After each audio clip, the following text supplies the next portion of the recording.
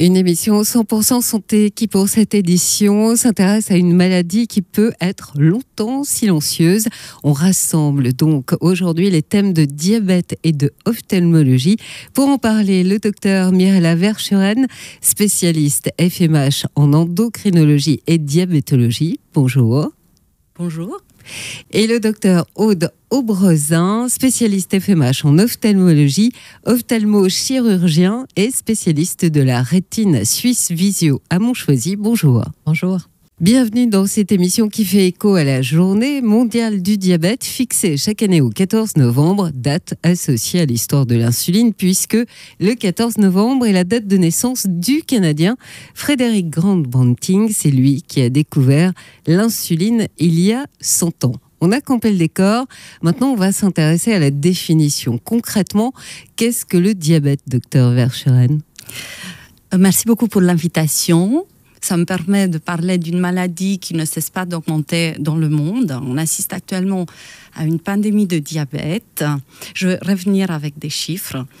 Et maintenant, pour parler de la définition du diabète, le diabète est caractérisé par une augmentation anormale de la glycémie, qui est le taux de sucre dans le sang. On parle d'une glycémie normale quand la glycémie à jeun est à 5,5 millimoles per litre, soit 1 gramme per litre. On parle du diabète si celle-ci, la glycémie à jeun à 2 reprises, dépasse 7 millimoles per litre. C'est une hormone qui s'appelle l'insuline, sécrétée par les cellules bêta du pancréas, qui permettent de réguler la glycémie et maintenir son taux dans les normes. Son action est indispensable car elle facilite l'utilisation du sucre par les cellules de l'organisme. Donc là, on a la définition du diabète. Quelles peuvent être les causes justement de ce dérèglement ? Pour parler des causes du diabète, je dois vous parler déjà de deux types de diabète.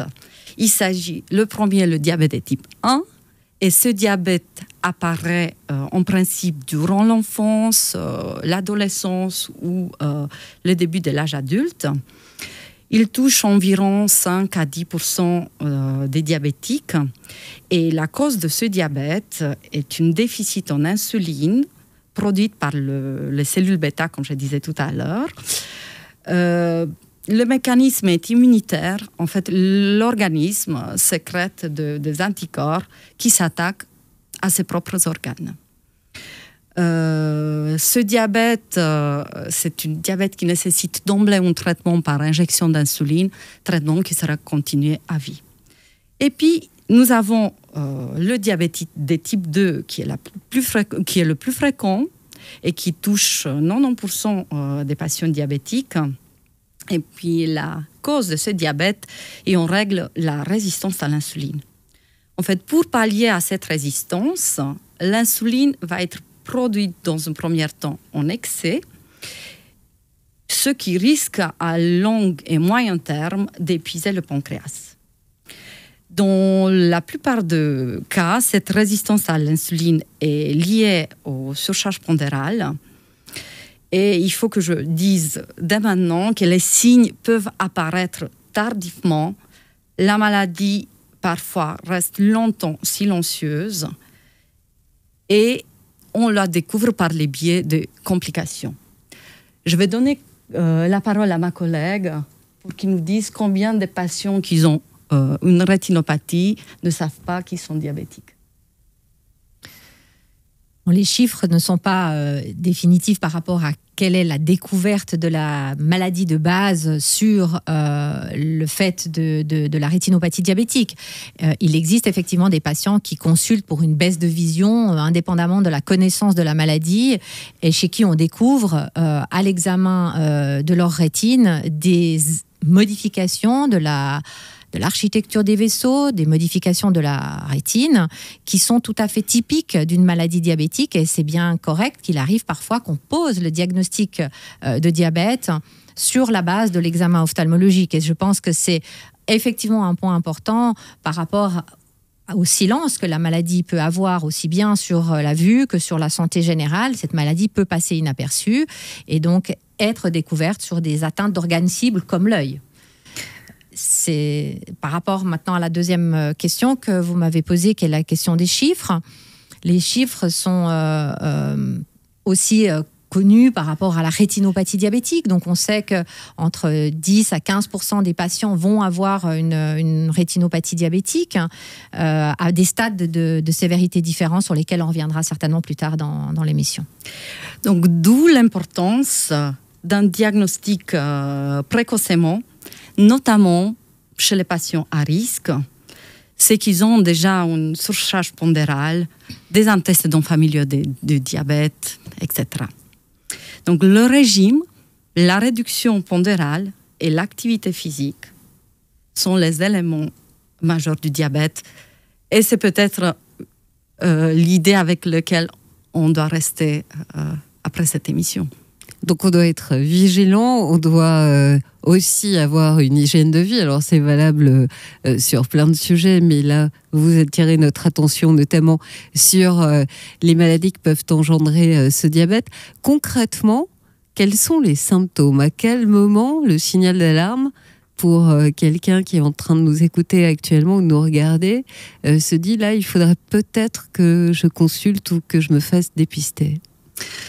Quand on parle du diabète, on parle d'une destruction de plus de 50% des cellules bêta qui sécrètent l'insuline. Donc quand il y a une hyperglycémie dans le sang, le premier signe c'est l'amaigrissement avec une soif et des urines abondantes, ce qu'on appelle une polyurie. C'est le syndrome cardinal du diabète. Ensuite, nous pouvons avoir des troubles visuels et surtout la vision floue, peut-être... vous pourriez revenir là-dessus. Une tendance accrue au risque d'infection, ainsi qu'un défaut de cicatrisation, une fatigue intense, et parfois, dans le cas du diabète de type 1, on peut arriver même à un coma diabétique.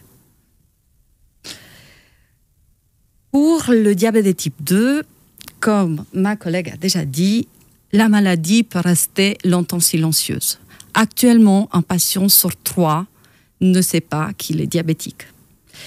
Et on découvre cette maladie par le biais des complications, par le biais d'une plaie qui n'arrive pas à guérir, etc. Bon, je pense que dans les symptômes d'appel, si on parle maintenant des maladies oculaires, là aussi, longtemps, la maladie peut rester tout à fait silencieuse. C'est-à-dire que le patient n'aura pas de symptômes, n'aura pas de baisse de vision, n'aura pas de flou visuel et donc n'a pas de douleur non plus. C'est important à dire que ce n'est pas douloureux. La maladie oculaire diabétique n'est pas une maladie douloureuse. Donc, effectivement, ce n'est pas par le fait de se dire « je ne ressens rien, je n'ai pas mal, je vois très bien que je n'ai pas de maladie oculaire liée au diabète ». En revanche, si maintenant on parle d'un ou d'une patiente qui a une maladie oculaire, alors oui, ça peut effectivement être des flous visuels transitoires, et ça, c'est des mécanismes qui sont bien connus de nos patients diabétiques. On a d'ailleurs des patients qui presque historiquement suivaient leur glycémie par ces flous visuels. Je sens que je commence à voir flou, ça veut donc dire que mon diabète n'est pas équilibré et je prends les mesures nécessaires. Donc effectivement, le flou visuel transitoire qui est au fond lié à une variation de la concentration de la glycémie dans les humeurs aqueuses et dans les corps vitrés de l'œil, hein, ça se charge en sucre et donc la réfraction, la focale de la vision va changer et ça va engendrer un flou visuel qui, lui, va entièrement s'amender sous l'effet de la stabilité de la glycémie. Ça, ce sont des choses qui sont très passagères, donc somme toute ennuyeuses, mais qui ont l'avantage d'être bruyantes sur le plan du flou visuel et donc d'alerter le patient. Il est beaucoup plus important de parler de la situation où, effectivement, il n'y a aucun symptôme de flou visuel ou aucune douleur, alors que la maladie peut être présente dans l'œil du patient. Et là, ça passe uniquement par un examen ophtalmologique qui va être effectivement nécessaire pour tous les patients diagnostiqués, mais qui de toute façon, dans un contexte de dépistage et de santé, de prévention de santé, va être nécessaire d'être fait de façon routinière, indépendamment que l'on soit diabétique ou pas. Alors on dit routinière, mais il y a quand même un espace-temps. C'est quoi, toutes les années à partir d'un certain âge? Donc Donc pour consulter un ophtalmologue, on dit qu'entre l'âge de 45-50 ans, il faudrait avoir, à moins qu'on ait une maladie oculaire connue avant, ou des historiques familiales qui peuvent être tout à fait significatives, il est nécessaire effectivement de faire un contrôle à partir de cet âge-là, qui correspond souvent à l'âge auquel on commence à avoir de toute façon recours à des lunettes pour la vision de proximité. Et c'est tout à fait conseillé à ce moment-là de faire un examen de dépistage, effectivement. Ensuite, pour le patient diabétique spécifiquement, ça va bien sûr dépendre de son type de diabète, mais aussi du moment du diagnostic et de la sévérité de la maladie que le patient aura au fond d'œil. C'est-à-dire qu'un patient qui a une maladie débutante pourra être consulté annuellement. En revanche, un patient qui a une maladie déjà sévère oculaire devra venir parfois tous les mois, parfois tous les 6 mois, selon un rythme qui sera défini en fonction finalement du stade de sévérité de sa maladie oculaire. Alors, on l'a entendu, notamment l'importance du diagnostic, mais aussi la façon de suivre après les patients atteints de diabète, l'importance du diagnostic pour mettre en place des traitements adaptés. Car si la maladie est longtemps silencieuse, il y a des traitements adaptés et vous pouvez aussi en témoigner, docteur Verscheren. Oui, bien sûr. Donc, comme je disais tout à l'heure, le plus important, c'est de faire le dépistage, donc dépister des maladies au plus rapidement possible pour éviter justement les dégâts liés aux complications du diabète. Plus c'est pris tôt, mieux ça se soigne, on peut le dire comme ça. Plus c'est pris tôt, mieux ça se soigne, mieux on répond au traitement. On peut faire déjà en prévention du diabète parce que les patientes sont déjà dans un stade de pré-diabète. Et on peut intervenir sur le mode de vie, on peut intervenir sur l'incitation à faire plus d'activité physique et changer en fait leur façon de vivre. Oui. Alors comment se pose le diagnostic concrètement ? Concrètement, le diagnostic, c'est très simple. C'est pour ça qu'on peut le faire. J'incite à le faire. C'est 2 glycémies veineuses à jeun supérieures à 7 millimoles par litre. Donc, si la glycémie dépasse 7 millimoles par litre, on parle du diabète. Maintenant, on a un autre moyen de diagnostiquer le diabète qui est l'hémoglobine glycosylée ou l'hémoglobine glyquée, qui est en fait le taux de sucre lié au globe rouge. Et on parle du diabète quand ce paramètre dépasse 6,5%.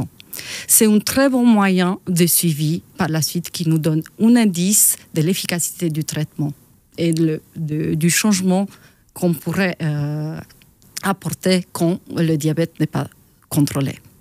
Et à partir de quel moment on est redirigé vers un spécialiste ? Pour diriger vers un spécialiste, ça dépend en fait de l'état clinique du patient et puis l'ancienneté du diabète. Donc j'estime que tous les patients diabétiques, ils ont droit de voir un cardiologue, ils ont droit de voir un néphrologue. Il y a après des critères stricts pour envoyer chez le néphrologue. Ils peuvent voir un neurologue. C'est très important dès le début de voir un podologue. Et tous les ans, moi, j'envoie mes patients diabétiques à consulter un ophtalmologue pour le dépistage de la rétinopathie diabétique. Vous êtes la personne de référence à travers tous ces spécialistes. C'est d'abord vous, la première qui consultez les patients diabétiques. Dans les cas précis, quand ils me sont adressés par les médecins traitant des patients, lorsque le diabète... La première porte d'entrée, c'est vous. La première porte d'entrée, ça reste quand même le médecin généraliste du patient.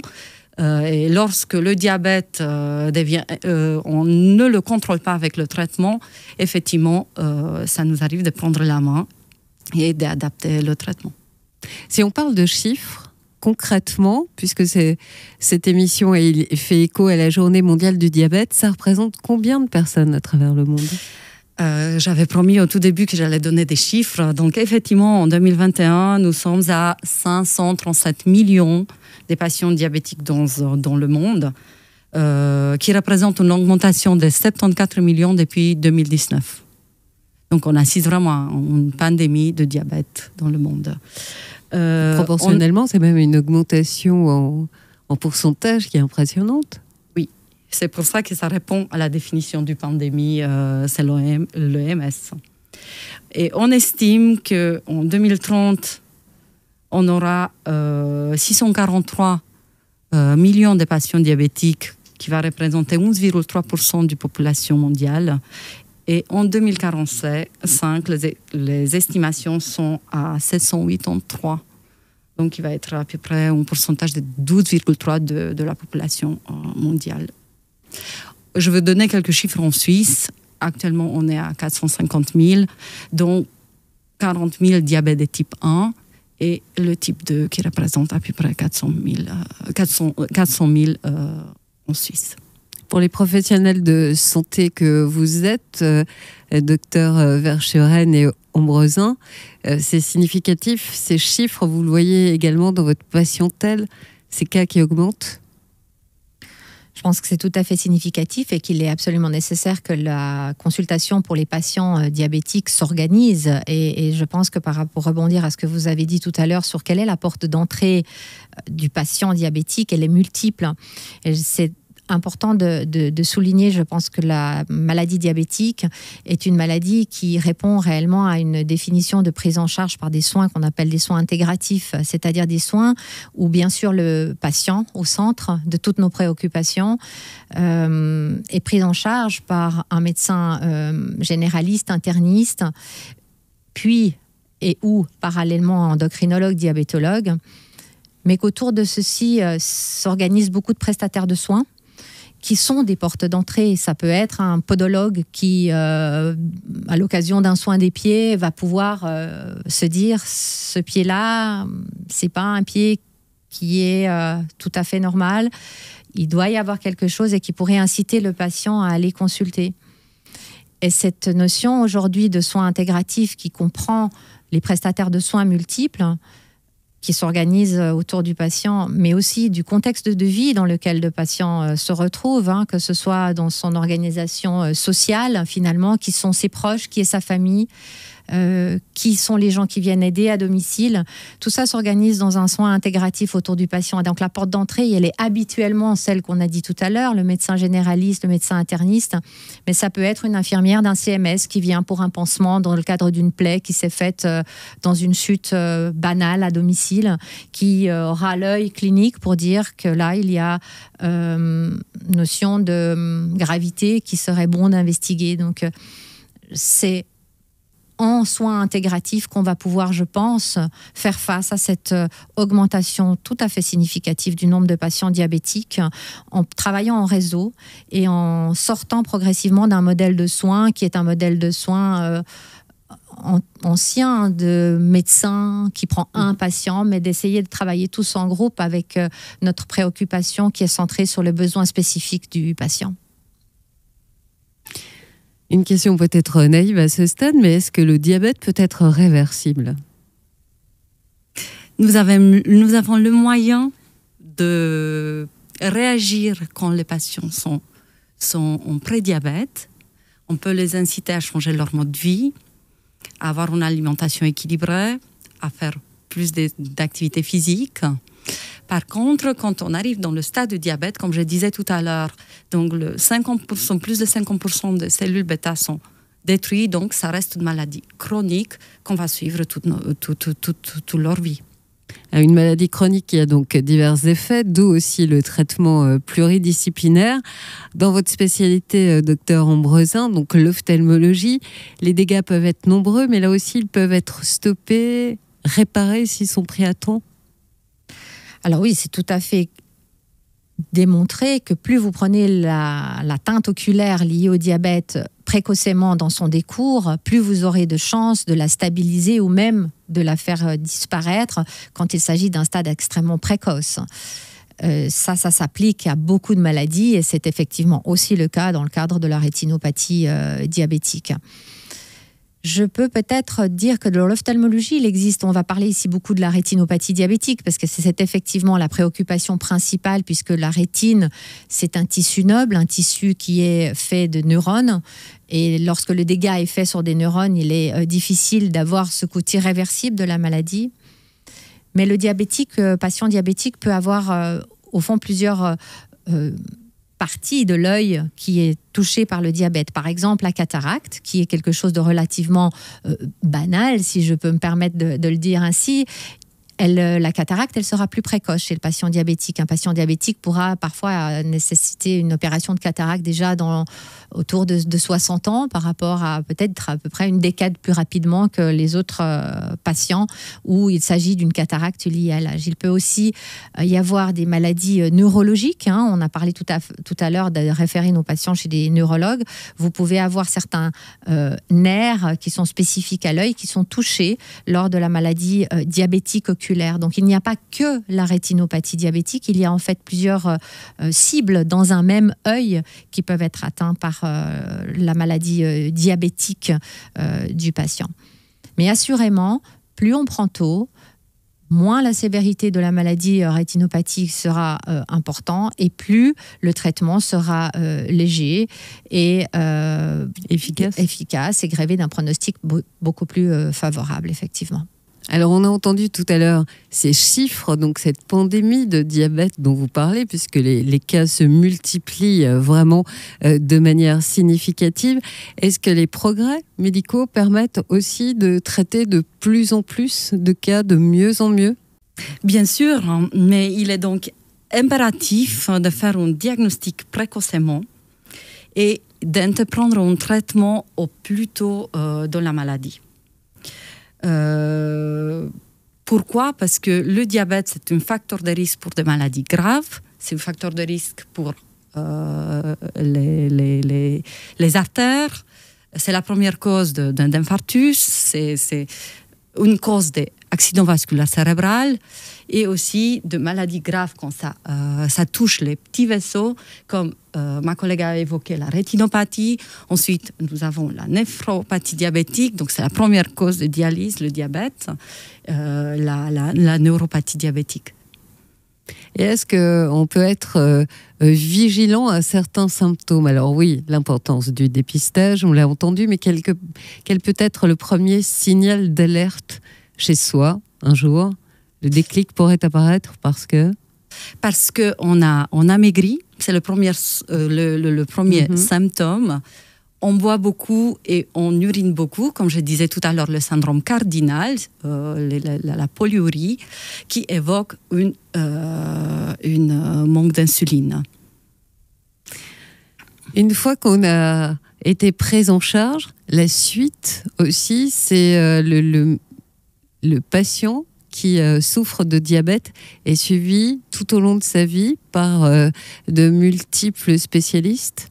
Oui, en effet. C'est très important le suivi, parce que c'est un suivi à long terme, en long cours, et c'est très important l'investissement du patient dans le cadre de plans de soins de sa maladie. Et vous aussi, donc, vous réunissez quelquefois plusieurs médecins autour d'un même patient? Bien sûr. C'est un travail interdisciplinaire vu la complexité et vu la chronicité de cette maladie. À ce stade, si on devait résumer les recommandations par les spécialistes que vous êtes pour justement aller se faire dépister pour le diabète, ça on a noté. Ensuite, donc oui, j'insiste sur le dépistage parce que c'est une chose extrêmement importante.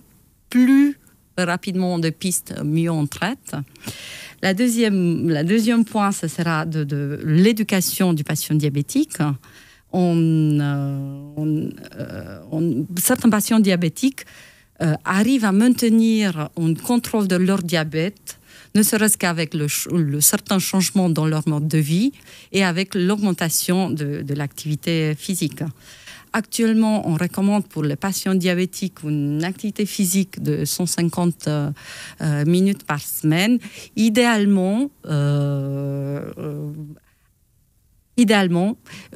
mélange entre les activités physiques de type vélo, marche, ce qu'on appelle activité d'endurance, avec les exercices de renforcement musculaire. Troisième point, donc on a parlé, premier point, le dépistage. Deuxième point, éduquer les patients diabétiques. Troisième point, dépister les complications et envoyer aux spécialistes avérés selon le critère, selon l'anxiété du diabète, selon l'état clinique du patient. Il ne faut jamais oublier la clinique, la partie clinique, et mettre en place le traitement adapté. Le traitement pour le patient de type 1, je reviens là-dessus, c'est d'emblée l'insuline, un traitement avec lequel il va rester à vie.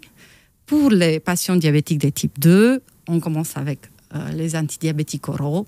Et quand la sécrétion de pancréas est épuisée, on va mettre l'insuline. Des recommandations plus particulières dans le domaine ophtalmologique, Dr Aude Ambroisin? Pour l'aspect oculaire et de la santé visuelle des patients, je pense que le patient sera aujourd'hui dans des systèmes de soins pluridisciplinaires et intégratifs où il sera orienté dans la troisième partie du sujet qui vient d'être présenté, vers le spécialiste, l'ophtalmologue étant un des spécialistes, puisque l'œil est un des organes cibles du diabète.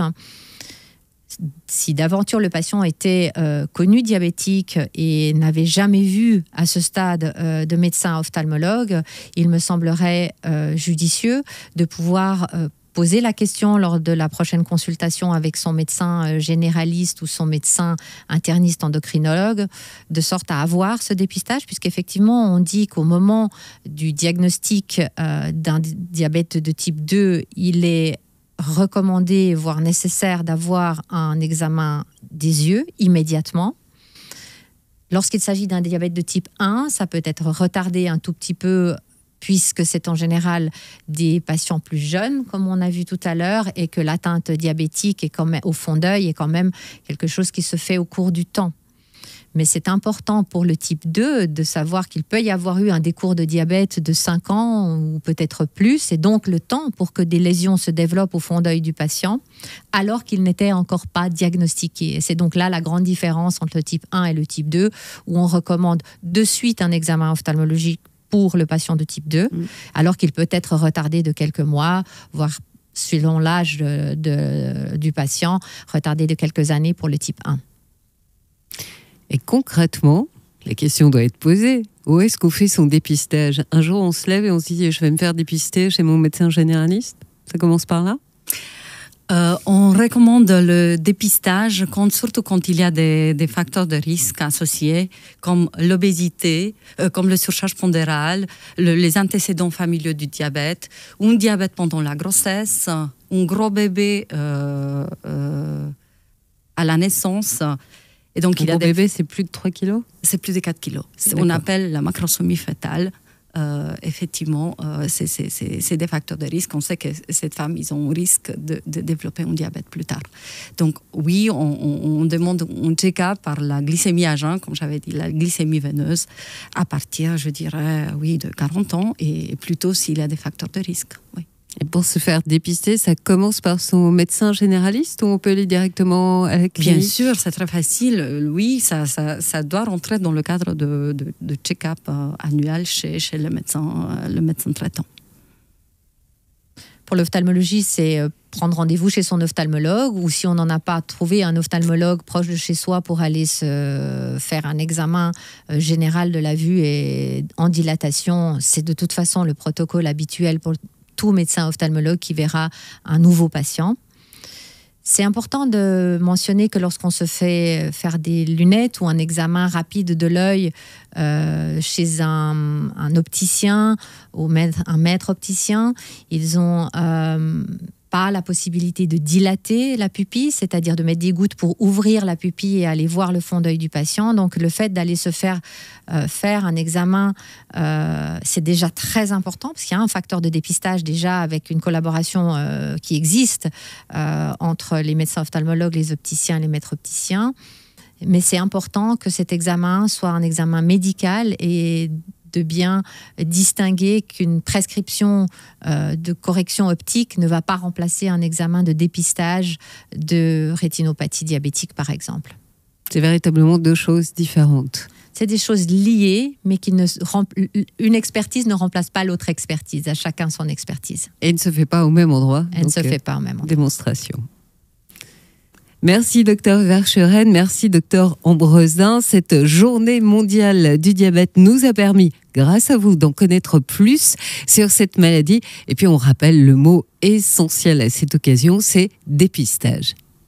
En effet, le dépistage, il est important à tout moment. Tout au long de l'année, il est possible de prendre rendez-vous pour un examen de dépistage auprès d'un médecin ophtalmologue.